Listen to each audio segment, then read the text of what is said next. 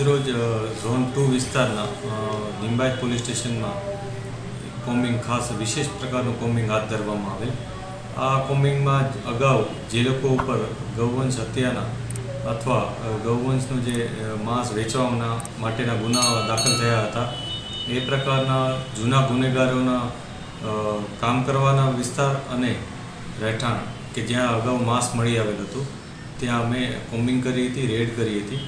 આ કોમ્બિંગમાં લિંબાયત પોલીસ સ્ટેશનની ટીમની સાથે સુરત શહેરમાં અમારા જે બીજા એસીપી છે એ ઉપરાંત અમારી પોતાની ટીમ ઝોન 2ની અને સાથે સાથે એફએસએલના અધિકારી પણ હાજર રહ્યા હતા કે જેઓ ટેકનિકલ ગાઈડન્સ પણ આપ્યું હતું અને એ લોકોને આ બાબતે જેઓ વિશેષ પોતાની એક્સપર્ટીઝ ધરાવે છે તેઓ પણ સાથે રહ્યા હતા।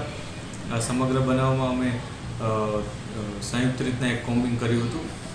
તમામ જગ્યાએ તપાસ કરી હતી। હાલ કોઈ એવી કોઈ ગેરકાનૂની વસ્તુ કે ગેરવ્યાજબી વસ્તુ મળી આવેલ ન હતી, પરંતુ લોકોને અમે અપીલ પણ કરી હતી કે આવી કોઈ પણ વસ્તુઓનો કોઈ સંગ્રહ ન કરે અથવા આવા કોઈ પણ ગૌવંશની હત્યામાંનો કોઈ પણ બનાવ ન બને એની તકેદારી રાખે। જે પણ નિયમો છે, જે પણ કાયદો છે, કાયદાની મર્યાદામાં રહી અને કામગીરી કરે। પોલીસ આ બાબતે તેઓને અપીલ કરી હતી।